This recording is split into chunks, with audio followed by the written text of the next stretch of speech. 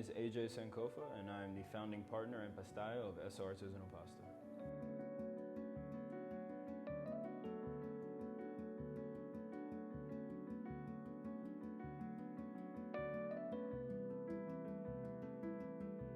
I left Jockey Hollow in December of 2018, and after that I pretty much gave myself a 3-week vacation, which was like the first time I really had time to myself since I had first gone to Italy. So took that 3 weeks, kind of kicked my feet up, and then I was like, all right. I've been texting back and forth with Chef Kevin, and he was really hoping to get me up into Buffalo and see if I could just hang out with him for a little bit. So I was ecstatic, you know. Nothing that I would have loved more than to go work for, you know, my original chef who really, you know, laid the path out for me. So we worked that out, and end of January, I flew up. So then I was working at the Buffalo Club under him, and that was like a really cool experience because the format was completely different. There was a AM crew, then a lunch crew, and then the dinner crew, and the menu kind of went from like typical like club food to like more typical club food during lunch to 22-course tasting menus during dinner time, which was like really awesome. And Chef Kevin and I and the sous chef Ryan, we really got to be super duper creative and hands-on with those menus, and just, you know, my days were just doing R&D every single day. You know, what can we do with this ingredient? How can we play with that ingredient? What new dish are we gonna come up with? Let's not repeat a pasta for any of the tastings for the whole time I'm here. You know, we had challenges, we had just different, you know, things that kept me engaged, kept my mind really rolling.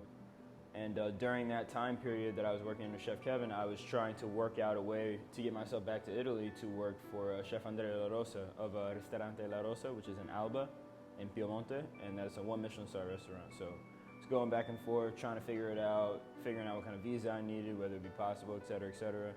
And got the green light on that in, I want to say March, end of March. So end of March I head back to Jersey. And I remember is another crazy moment in my life. I'm at the consulate, leaving the consulate actually, about to get onto the Lincoln Tunnel to go home. Chef Kevin calls me up. He says, AJ, what are you doing? Where are you at right now? I tell him, oh, Chef, I just left the consulate to get my paperwork, get my visa paperwork submitted to get everything rolling for Italy. And he says, I'm gonna send you an address, go there and talk to these guys. I'm like, what? Okay. You know, Chef Kevin tells you to do something, you do it. So I, you know, get the address, I go to it, and it's Legacy Records, which ends up being the restaurant that I was working at the past, from October of 2019 till COVID. And so I go down there, I meet with the CDC at the time, who was Chef Sean, and he walks me through the entire space, tells me, you know, what they do, what they're about. I ended up meeting Chef Ryan, who I had met years and years ago when I was like 17 at Jockey Hollow. Yeah, one thing led to another, and you know, I was looking for a place to kind of stage and, you know, stay busy for the next 4 or 5 weeks before I shipped out to Italy, and that ended up being that place. So that was my first time working in Manhattan. I did that up until I left for Italy, and I had a really great experience. I learned a lot under, you know, during that short amount of time. I really felt like a connection. I was like, all right, cool. I'm gonna keep these guys, you know, on my list because I love the kitchen, I love the staff, and the food that we were doing was really cool.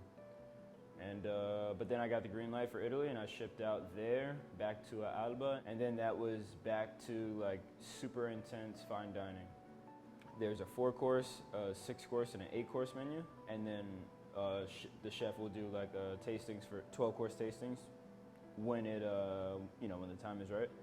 And every single plate, from the amuse-bouche to the intermezza to the piccola pasticceria, is just perfection. And if the plates aren't perfect, they don't go out. Very calm, very precise, very refined food that ultimately, having that experience, having that under my belt really, really helped shape my career and shape my eye and my vision for what I'm doing now, and like holding myself to a certain standard. Very, very inspiring, and you know, I always pay homage to you know, where it's due, and I definitely owe a lot of my skill set not only to Chef Kevin and Chef Ryan and Chef Henry, but also to Chef Andrea, because he really instilled in me the deeper, more intricate art of making pasta. I would have wished to be able to stay there, to have been able to stay there longer, but unfortunately the type of visa I had and the type of visa I needed to continue to stay there longer than the 6.5 to 7 months that I was there, I wasn't able to secure that. And so I ended up coming home in October, and I literally got off the plane at JFK straight to Midtown to Legacy Records.